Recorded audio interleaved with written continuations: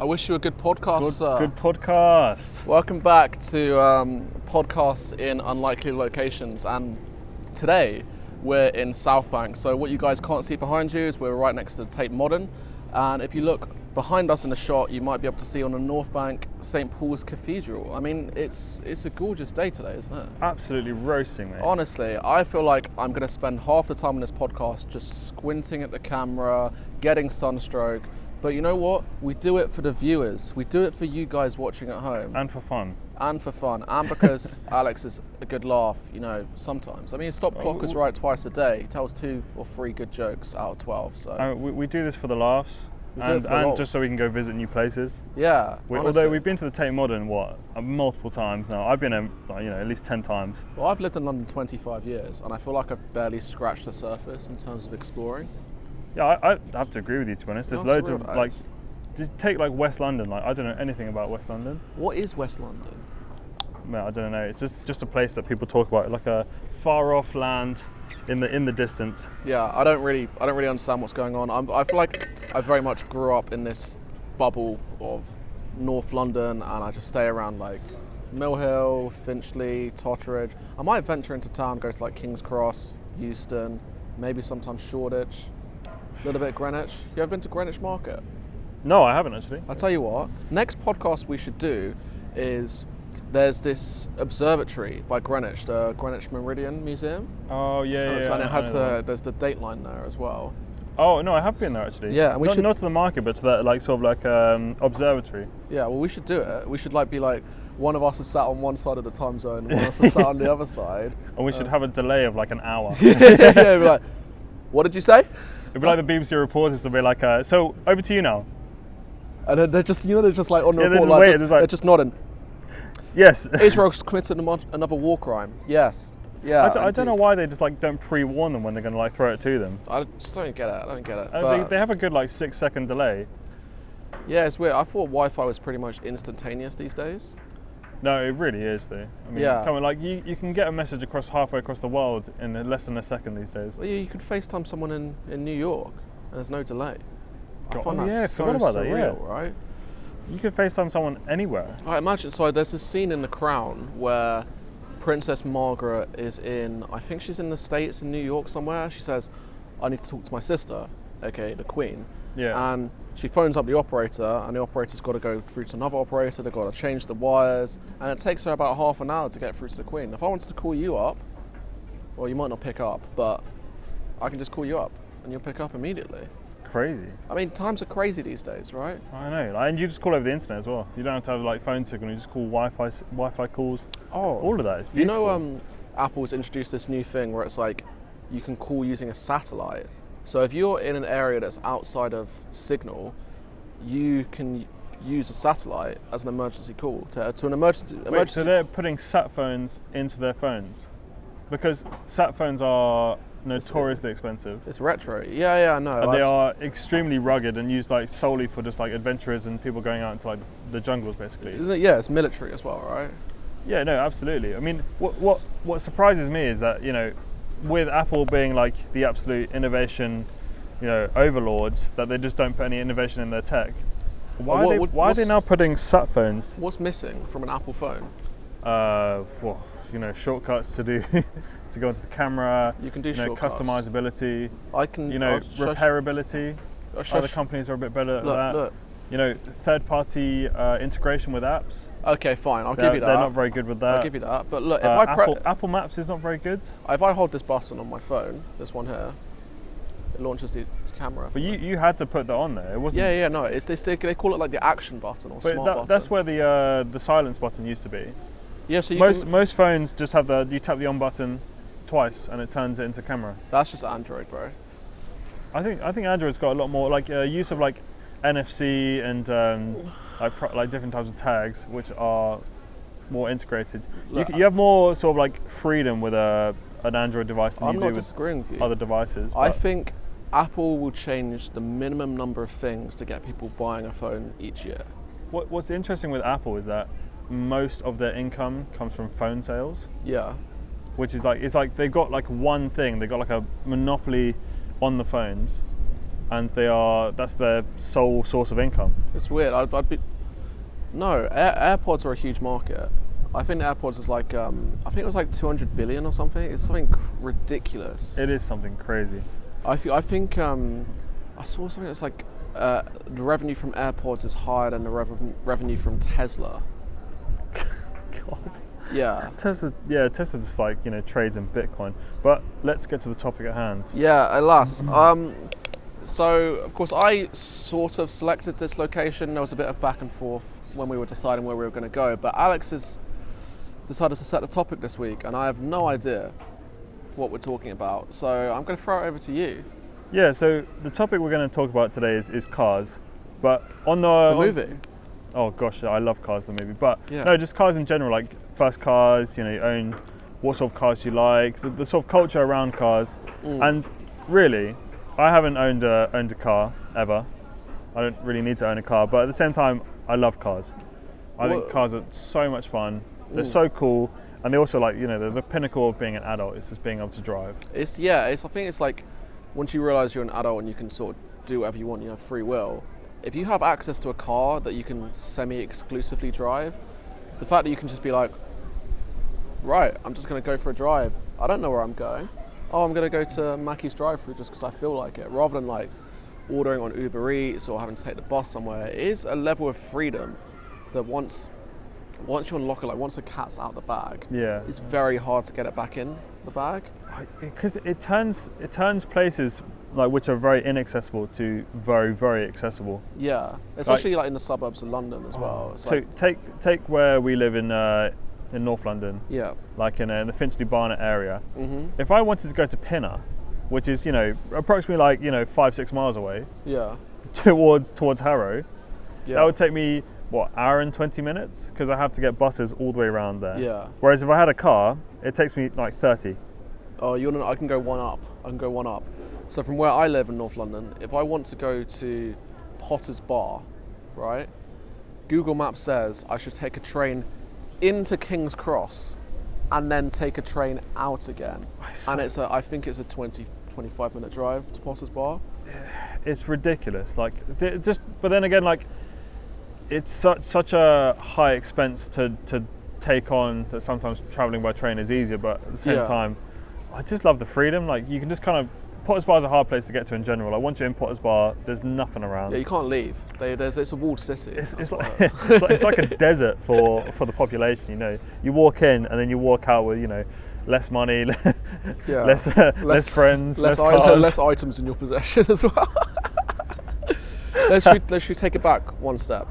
What was the first car that you got insured on then? So I used to work for an estate agent, and they gave me a vehicle to drive. Okay. The first car I got insured on was a Peugeot 206. Okay.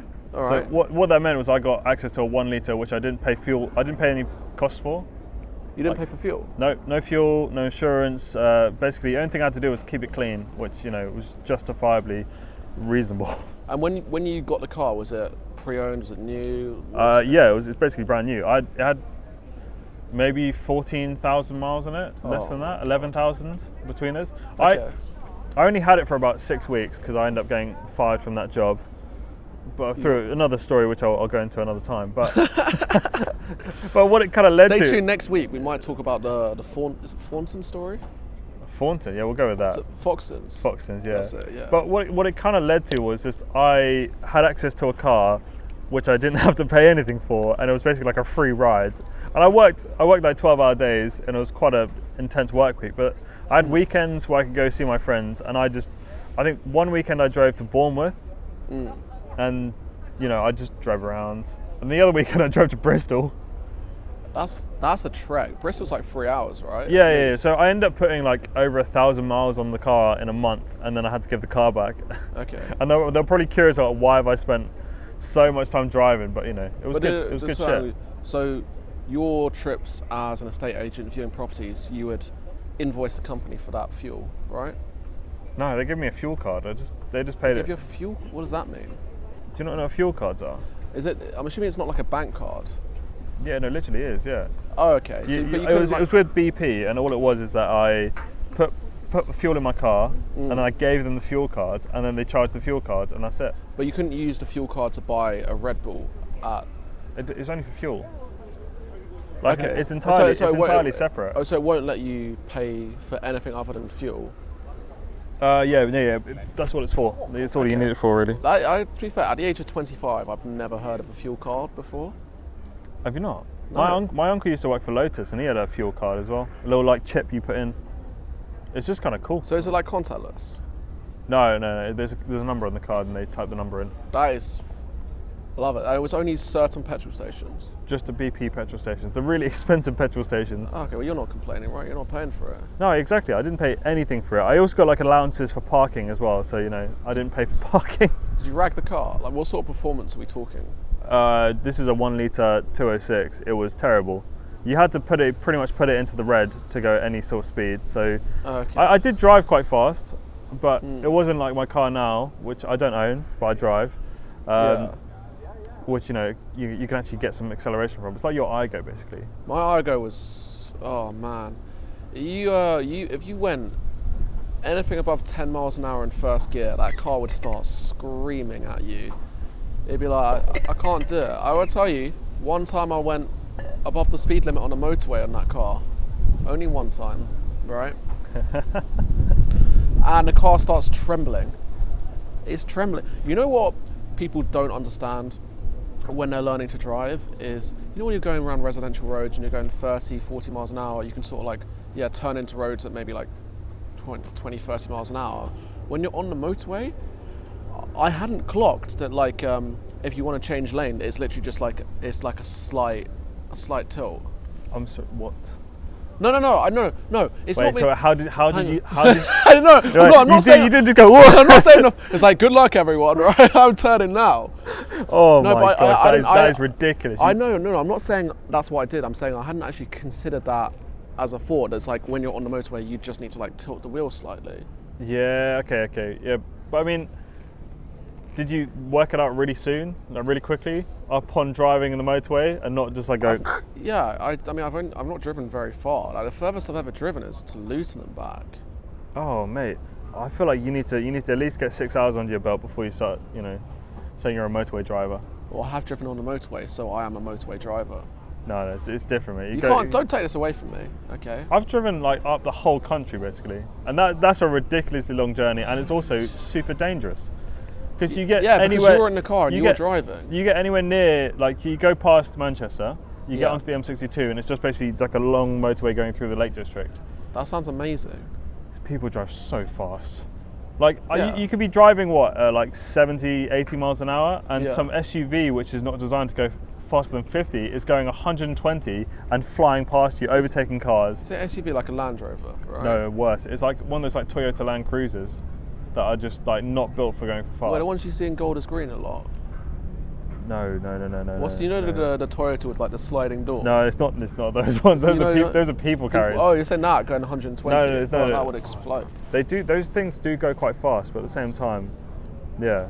No, it's mostly literally. It's just these cars drive so dangerously up there because there's no cameras. Yeah, well, of course. There's like patrolling police, but that's literally it. Well, there's no cameras. There's no accountability, right? Of course, we don't condone speeding.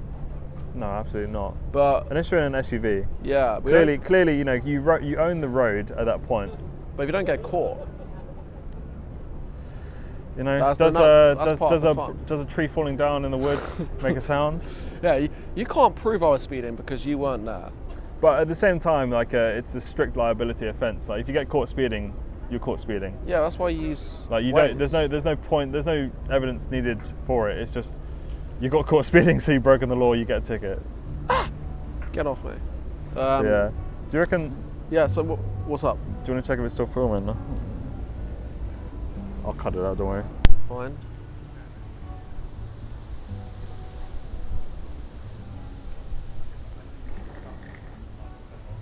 What? I just wanted to check on it because I don't want to mess it up like last time.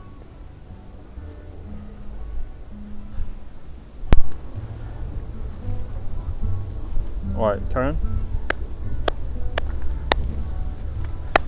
Welcome back to part 2. So you're saying you were driving the 208, then what came after that? Well, I didn't drive for 5 years, and then I had a family wedding, Yeah. and I was like, oh yeah, I can drive. So I Yeah. offered to drive 3 hours to somewhere in Norfolk, or I can't remember where it was. It was like a bridge. North Horsham, maybe? No, it was like somewhere 3 hours away near Sheffield. That's not near Norfolk. I don't know where I it don't was. know to be my honest with you. maps. Ironbridge. Where's Ironbridge? It's next to Bronze Bridge. What? Next to Gold Bridge and Diamond Bridge? No, those are in Essex, mate. No, I drove 3 hours to somewhere near Ironbridge, and I basically was not used to it, so I was just like all over the place trying to drive the car straight for 3 hours is so hard. Oh, you doing the whole like on the motorway, good luck everyone technique? No, worse. I was like, we're driving, and I was just kind of swerving. It was like going, whoa, because like I wasn't used to driving. Okay. But nowadays, I'm pretty comfortable. I can drive for hours and hours on end with little trouble. What car were you driving? Trouble. What car was it? Oh, the Zafira. It was a Vauxhall Zafira 106. Well, 1.6 even. Is that your current car? That's my current car, yeah. Okay. And what's your experience like driving that car then? It's a giant thing. It's like a tank. It is. I always say I've been in that car a number of times right now, and it's got a bit of bite to it. It's got a bit of bite, honestly. It really does. Like, so it's a 1.6, but like 110 horsepower. No, it's probably got like 75. Because it's a 1.6 from 10, 12, 13 years ago. Okay. So, it's not got all the computer models that make it go a lot faster, it's more efficient. It's just straight fuel injected 1.6 petrol engine. If you get it between 3,000 and 5,000 revs, it's got some kick to it. Can you help me understand something with cars, right? So, a 1.2 litre car with 90 horsepower, right? Yeah. Or a 1.6 litre car with 80 horsepower, 75 horsepower like yours. Which one's going to have the better performance, acceleration, top speed? What's the trade-off between those things? That's a complicated question. It's okay. Okay, so I've got time. I'm on a podcast. I'm not even sure if I can explain it. Like, the larger engine will probably have more torque because it's got more cylinders being able to push down on the heads. Okay. Because do you know what the 1.6 means? Yeah, it's how much fuel is going. No, it's not. No, it's how many. It's the displacement of the cylinders. So I'm pretty sure it's like 1.6. So if you get a 1600 cc engine, what do you think that is equate to? 12 horses? No, it's 1.6 litres. What? 1600 cc is 1.6 litres. Okay. So effectively, my engine is a 1600 cc engine. Okay. Which means it displaces 1600 cubic centimetres of air and fuel mixture together. Is that good? I've no idea, mate, honestly. I mean, relative to my car, it's pretty good. Yeah, but like, think about it. If I have 4 cylinders and your little car only has 3, I have 4 cylinders to push down on the rod, which means that it can spin up a lot faster because it's got more action. Okay. And it's less strain on the engine. It's like, the larger the gear, the quicker it goes. Like. Okay. Yeah, your car is quick. Yeah. It does the job. But you put it against anything which is like, modern or not large or like German basically, and not massive as well. It gets smoked. Your car is big. If they put that 1.6 litre in something tiny, like put a 1.6 in the IGO. Right? Oh, it would be so rapid. That would shift, right? You'd probably get past 76 miles an hour, right? It would be. Oh gosh, yeah, just about. Just yeah. Those cars when you go fast are a little bit scary because they're not sketch. Yeah. They're not wide. They're quite narrow, and they're kind of just like. It's like riding a jet ski at 100 miles an hour on water which is choppy, and it's scary as fuck. I hate jet skis. But yeah. I've been on a jet ski once in my life, and I didn't like it. I've never been on a jet ski. I don't get people going, because I don't like having salt water in my eyes. My brother was in the front, and he was absolutely fine. I was in the back, and I was getting loads of spray, and I was like, I'm gonna put my goggles on. Wait, I sympathise with that. I think that's fair. You don't know, because you don't look cool driving a jet ski with goggles on. Don't mean to interrupt, but have we just got Minecraft music being played right next to us? Yeah, no, we're being serenaded on the South Bank. Technically, this place is called Suffolk, right? Yeah, this is Southwark, yeah. You know, for the longest time, I used to think Suffolk was pronounced Southwark. Southwark because it's spelled. It's spelled Southwark, It's yeah. spelled Southwark. So Right. what do you mean it's called Suffolk? Yeah, it's a little bit interesting. There are lots of London names which just make no sense. I want to pick your brain about car financing, actually, because that's vaguely on the topic, right? I have no idea about anything about car financing. No, I'm just like general opinions, though, like because the way I have traditionally seen it, the way the messaging has come through my family is that people use car finance to have cars they wouldn't be able to realistically afford otherwise. Yeah, that's absolutely why you would have car finance. It's also why there's like a theory that this is why insurance costs so much now. It's because the value of the cars on the road are so much higher. Like, say someone on my income can get a car which is literally like a year and a half salary, just based on the fact that you can pay, £300 a month with 34% APR Okay. Oh, you think over like 6 years, and I can have a car worth, whatever, like a nice German BMW. So you think because of the increase in cars being financed, because people don't have enough disposable income to buy a car, that's increased the, the prevalence of high value cars. Well, not even high values, mid-market cars. I say even lower mid-market cars. We're talking about like your BMWs, your like C-Class Mercedes, all of those. Those right? are not lower mid-market. Okay, Like if you think about what the average is, so someone like a small family of 3 might get a nice car, say like a Mini Cooper or like a large Mini Countryman. That's still like a £30,000 car. I find it And crazy. that's expensive. That's really expensive. Like you take like most people's first cars probably cost the family around like £2,000 to £3,000 for the car, and then whatever it is in insurance. But like really, if you can afford a £30,000 car, you would buy a £30,000 car. If you can't afford it, then you should buy something else. But pre-owned or pre-owned finance or new finance. I think this is just a bit of a scam, to be honest with you. Pre-owned finance, because all it is they've just got someone to drive the car around for 12,000 miles, and they've put a slightly less a price tag on it. But it's still make money. Yeah. Yeah, it's like certified pre-owned is a joke. Like, do you ever see yourself wanting to buy a new car? Because personally, isn't it like the sort of big thing with vehicles? It's like as soon as you drive it off the parking lot, it's depreciated by about 15%, right? Isn't it? It's on the lines of that. Yeah. So it's a highly depreciating asset. So just on a side point, I was looking at getting a pre-owned Peugeot 208 or 108. Yeah. And that was 44,000 miles. It was a 12 reg, so it's like at least 12 years old.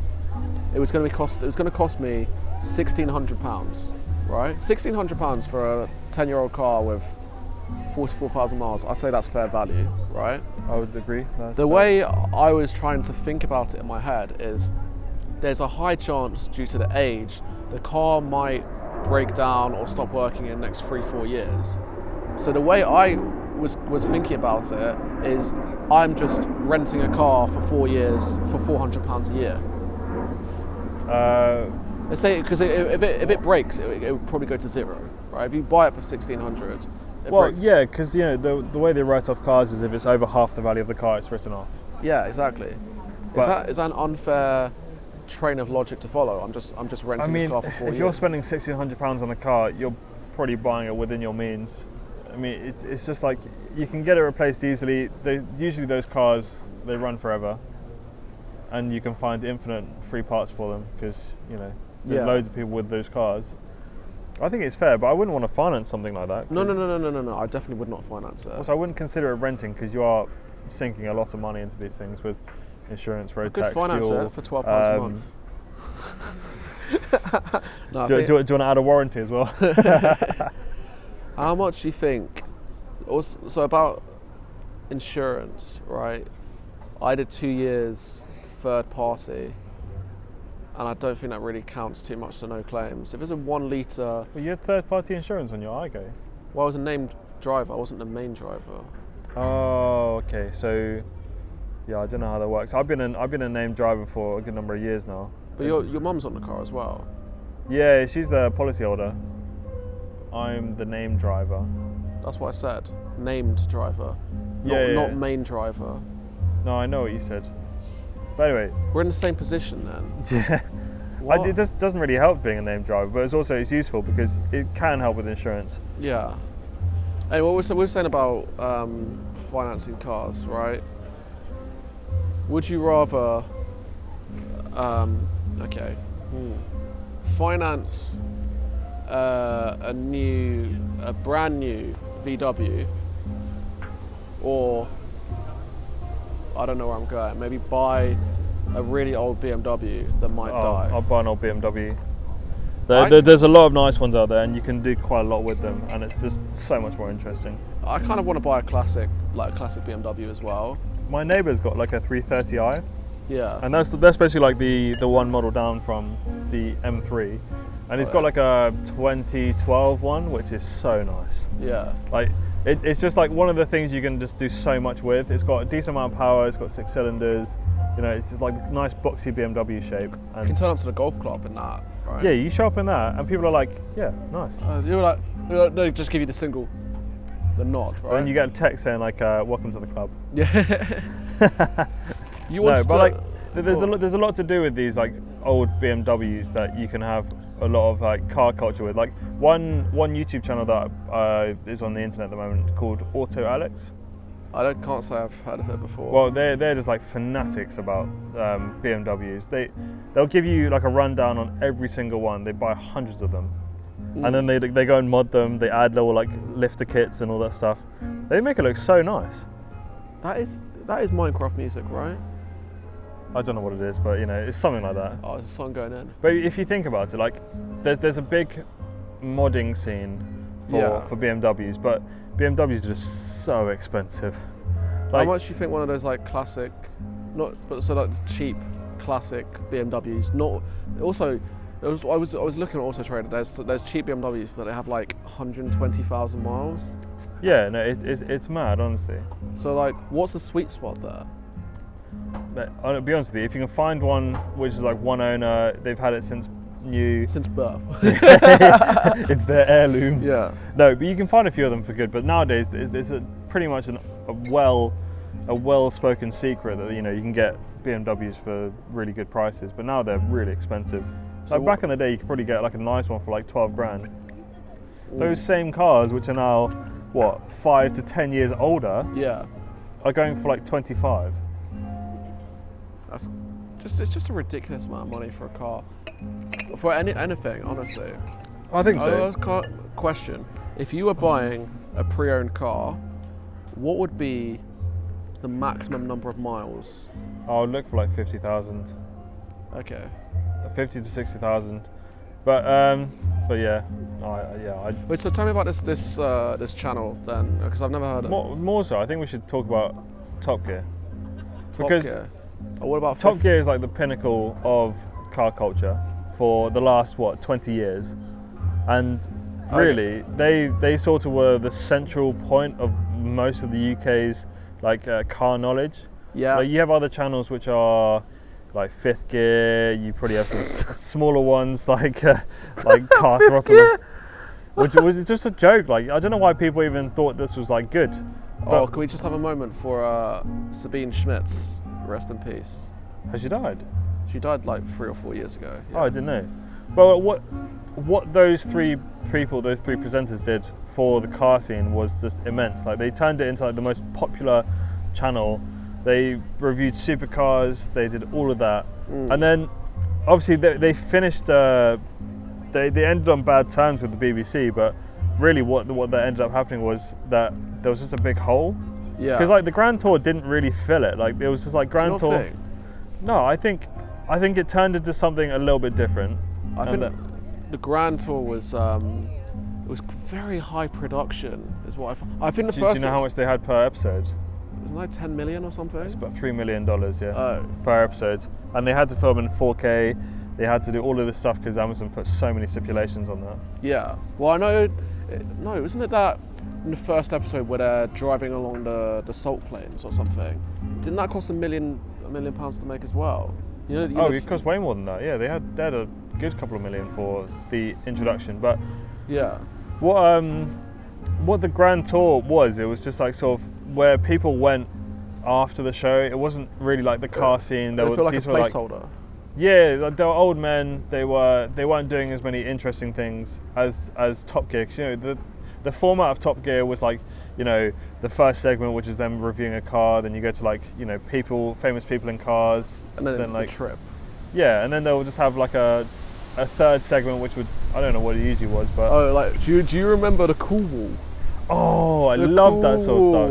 Oh my god! And it was like cool, super cool, but it was like Sub-Zero at the end, where it was inside a mini fridge. Yeah, Yeah. there was so much stuff that they added to that, which was incredible. I think they should have carried it on. They should have just rehired Jeremy Clarkson, but No, he wouldn't have come back, and the other two wouldn't have come back without him as well. I found out why he didn't come back to Top Gear. Didn't he punched a producer, right? So obviously he punched the producer, but the reason he wasn't allowed to come back and it wasn't brushed under the carpet was because he was out of contract. Oh really? And because he was out of contract, they couldn't then re-sign like a multi-million-pound contract with him because it would look so bad for the organisation. Like they kind of he forced his own hand of getting fired because he was out of contract. He then assaulted someone. It's just unlucky, honestly. It's ridiculous, but The the hole that show has left Yeah. is immense. There's no other show which is like come anywhere near that sort of level of support from the fans, viewership, and sort of production, sort of, you know, comedic value of it. Thing is, I don't think it's very fair to compare like for like. I think the Grand Tour does things differently from. Hang on. I think it's the first 3 seasons of the Grand Tour. They did it in the 10, and I wasn't so sure about that. But when they switched to doing only specials, Yeah, I think that's when it died. Like, no, absolutely not. I loved all of the Grand Tour specials. I thought they were so well produced. I mean, you can tell like which bits are like scripted, but like, the narrative was really, really good. It was really entertaining and captivating.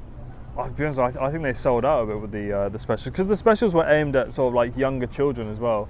So what we're in our mid-20s now. They were not aimed at us. Yeah, they were. They were not. aimed Like, at there was a catch-all. there was situation. a sort of joke that they put on, which was just like they put a joke where they just had like their vans burning up behind them, and then, you know, just because they had flames coming out of the exhaust, which were clearly fake.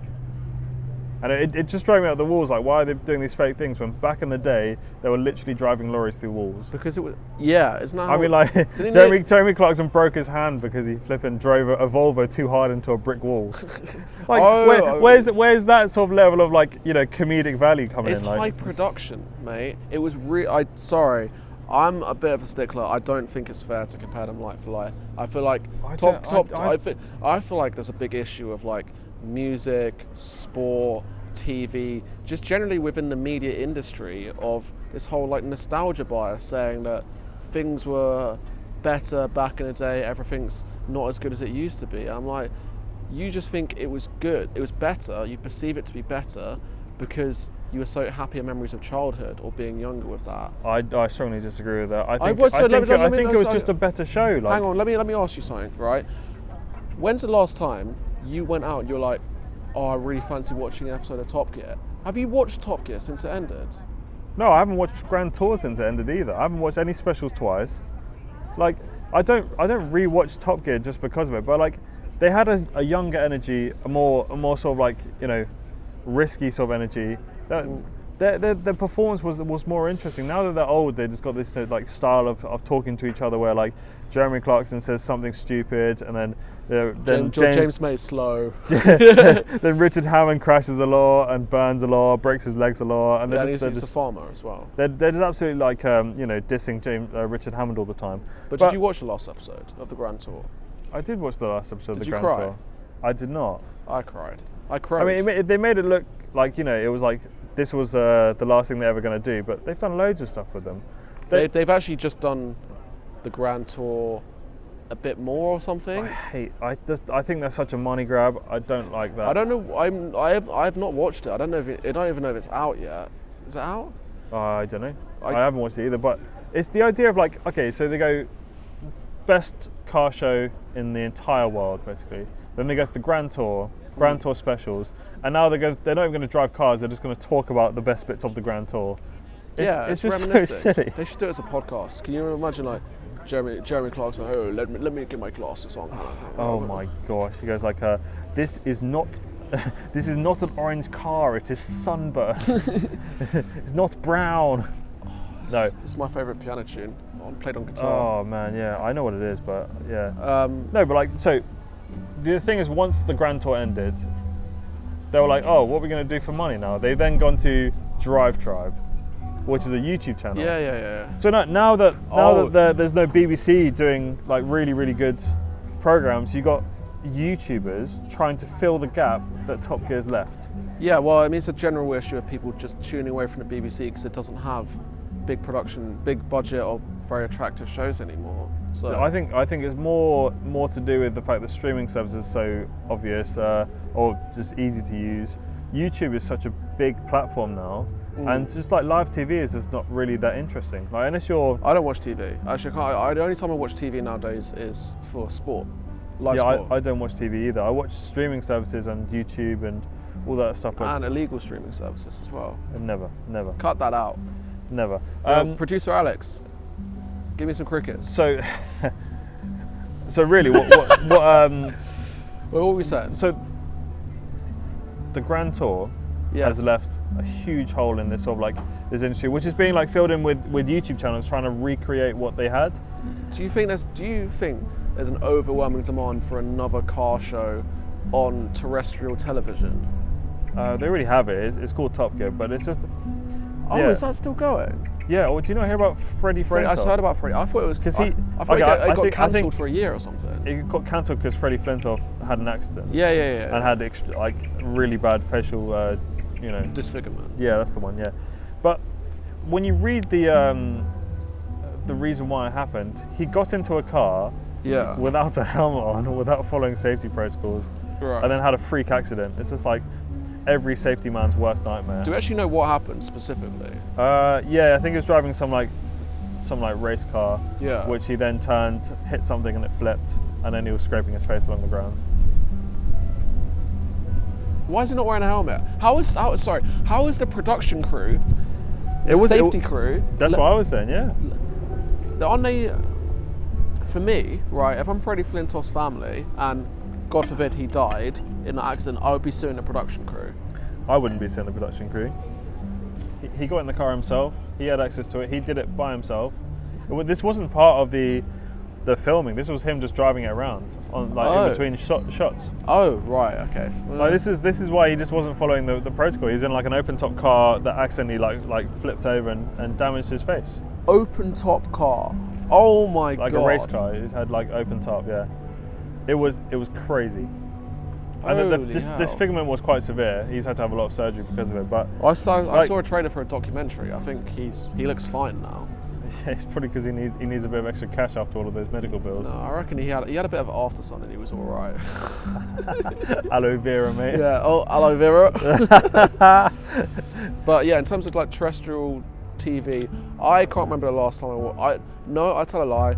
I watched Top Gear a couple of times the first season after the trio left, where it was Chris Evans presenting, and I disliked his style entirely. It felt so forced, and now they've got Paddy McGuinness. Well, he used to be Freddie, and then I forget the other guy's name. I don't know who he is, but I like him actually. I think in theory it works. I feel like they'll always be living with the ghost of the former team of presenters. Yeah, because they did such a good job. It was such a popular TV show that lasted for so long. That it's like, you know when someone replaces something with a similar item, and it's just like, well, it's not quite right. It doesn't work as well. It doesn't. It's like feel a tribute as good. act. It's a tribute act, right? Oh yeah, but like, I don't know. I feel like with the Chris Evans one, that was just such a flop. Like, it was bad. Like if they had just gone in a completely different direction and just gone, this is what we have. We're not gonna force the move. But the one thing that sticks out for me is that during their sort of challenges, they always leave each other, which I think is really funny. Yeah. And it's just like the gag, the Yeah, Top Gear gag. Yeah. But they're like, oh, we're not going to leave each other. We're going to work together. And we're like, nope, never going to do that. Why would you Like do that? they just sat together and like joined it. I was like, well, there's no fun in that. Like They joined in and helped him fix the. Oh. there's just no fun whatsoever about that. You know what I always found kind of surreal? Well, not surreal. I actually don't really know. So when the cars break down, they show the presenters trying to fix the car. I am not 100% convinced. No, production teams definitely help. There'd be production there. But Because otherwise, like, you're on a filming schedule, right? You've got to get from point A to point B. You can't be waiting around for 45 minutes waiting for Jeremy Clarkson to hit. They'll film him hitting different parts on the car. My favourite clip is like, what else in here can I hit with a hammer? It's like, not the exhaust manifold. Just smashing up his car. But Well, so what are the guys doing nowadays then? well, it's Drive Tribe or. Are they still well, they're moving on. Clarkson doesn't really do much. He does a few reviews and he does like a column in the Times, and Clarkson's Farm. Jinx, Padlock, No Return, Bazooka. What? Said Clarkson's Farm at the same time. Season 4 is dropping in 3 weeks, by the way. Is it? Yeah. They're They're doing this thing which streaming platforms have started doing, where they're releasing it in parts. They're releasing it in 3 parts. I hate that. Like, why? Who is asking for that? No one. I'm trying to watch The Last of Us and they're releasing that like episode by episode. Oh no, I'm not watching. So I'm going to annoying. watch Severance actually. Oh yeah, I've watched a couple episodes of that. I didn't really get on with it, but no. But Anyway, like, so hang on. So let me get to the point of this. let me go through the this other two. YouTube thing. Let me go through the other two. The other two. It's not just Jeremy Clarkson and friends, right? So what? Richard Herman's doing his smallest cog. He's doing his drive repair show as well. That's smallest cog. Oh, is that it? Yeah. He's also doing Drive Tribe. He's getting divorced from his wife. Is he? Yeah.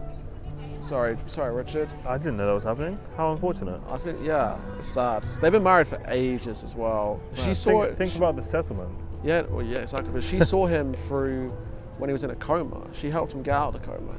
I mean, it's going to be weird because he worked with his children. Like, sorry? He works with his children. Does he? His daughter is one of the presenters from Drive Tribe. Okay, that's fine. So, but it's not like he's cheated. James May.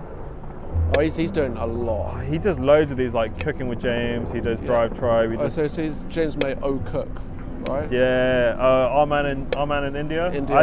Italy. I do quite like his like quintessentially awkward British man. Yeah, no, vibe. he's very watchable. Yeah, it's like, hello viewers, and it's just like, oh well, this is just a nice thing to do. Really. Watching him is like drinking a cup of tea. It's just you don't really get offended by it. It's just no. He's just kind of chill, like. And he's also got James May gin. Oh, James's gin, yeah. Oh, you also forgot about Hawkston as well. They do too much, but no. Well, the point I wanted to make was the hole that the YouTube channels are trying to fill in. They're just like they're doing. If you put all of them together, they do the role of Top Gear. Yeah. But each one individually do not do the role of Top Gear well at all. Yeah, well, I feel like Top Gear was one part cars, one part camaraderie. Is that the word? We'll say like a banter and vibes. It's just hate that word, but camaraderie. I wouldn't say so. They were more like sort of like people forced to be in the same room together that didn't like each other very much, but also did. They did like each other eventually. I think it's like putting someone who you would just argue with all day next to you for 12 hours a day. You're gonna have some decent conversations, and then you're gonna try and like kill one with a machete, like the classic move. So who had? I've already got an idea, but like who had the most tension? Which two people? Well, I don't even know, to be honest. I'd say it's James and Jeremy. I feel like because James is very thorough with what he does, and Jeremy's like, let's go. So I would agree with you. I mean, it was just like Richard usually just died. James usually, I don't know, he had like a sensible car, and then Jeremy would just be like, the orangutan that, just sort of like went up to people and like just smacked their cars with stupid things. It is funny though. But this YouTube hole that sort of has gone into it, it's like, oh my gosh, there is a child trying to climb up the Millennium Bridge. There's a child on. You know, the side this of the is Millennium feral child activities. Bridge. Wow, that's crazy. You get him on. Get him on the podcast. He's probably young. Gosh, yeah, we should have got Swiss lady on there.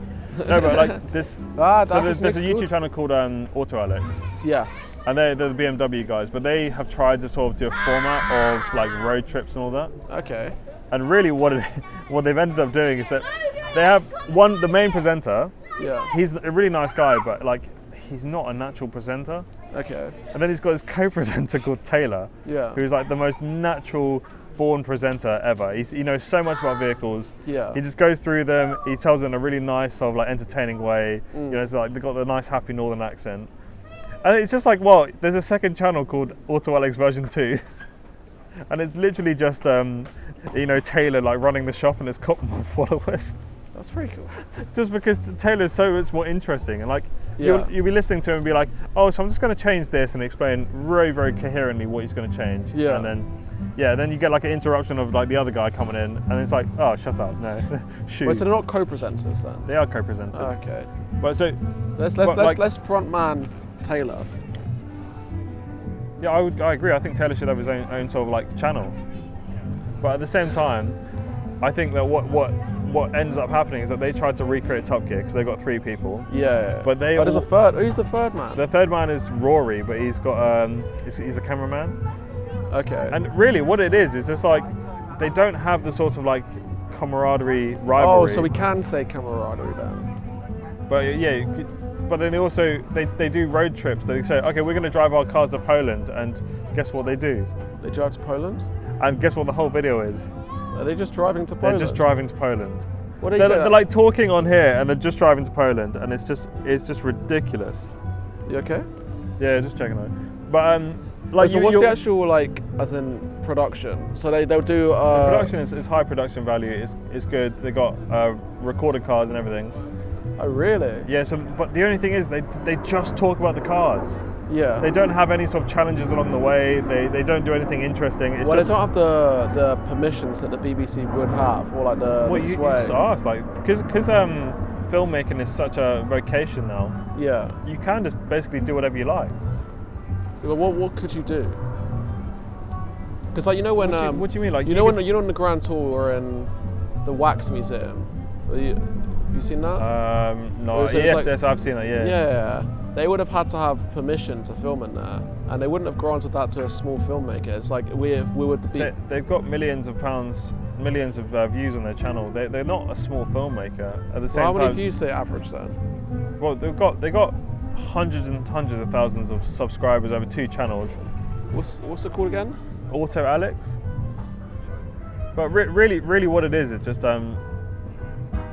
it's just that they haven't got the whole show. They've taken one part of it and like gone with it, and it just hasn't done very well. It's just not interesting. But it must be performing well. Auto Alex Cars, 700,000 subscribers. And then do Auto Alex V2.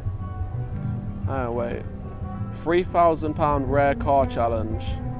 They're quite a healthy business. They can definitely do, and you can do some interesting challenges anyway, because what you can go and try and drive across India or some shit like that. Yeah. And then buy each other annoying gifts, and like there's a lot of stuff that they can put into it to make it more interesting. Or they could go around like a dirt track, or they could go to a racetrack and just do some filming there. Look, you can't. Racetracks love these sorts of contracts. You can't fake. Yeah, I know, but like you can't fake friendship or a relationship with someone, right? Yes, So yeah, if they don't get on with each other, no, the thing is they do, but they get on in a way that's just not very. It doesn't really pose well to camera, and like okay. the thing is with TV shows is that like you have to treat them like a TV show. This is not like a regular conversation with friends, because that on a TV show is just not interesting. And with this YouTube channel, it's literally just that. It's just them being like friends with each other, but not really doing very well at this YouTube channel. It doesn't sound very watchable, honestly, to me. You know, it's like if you ever watch the Sidemen videos, right? Yeah. And they do like road trips. They'll be given a set of challenges to do along the way. And that's what I was saying. Like, we should just add it to that, and it will make it more interesting. Just give me a second. Can you hear the music really loud? I guess we're gonna just have music going through the whole thing. It's We could just have the. I guess this is the problem with doing it here, but we should wrap up the point in a minute. I don't know if I'm hearing it through the headphones or not. There you are. You're hearing it through. No, as in. Oh yeah. To be honest with you, I don't know, but I don't think it comes up that loudly anyway. Oh no. All right. Well, you're gonna have to do a couple cuts in this, so. That's fine. Just make it clap. Should we make it clap? All right. So Part 3. Dream cars. Let's run it.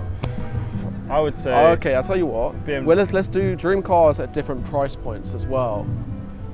Go on then. Yeah. Okay. Dream cars at different price points. What's your low-level dream car? No. So let's quantify. $5,000 or less. Vauxhall Astra 1.6 turbo.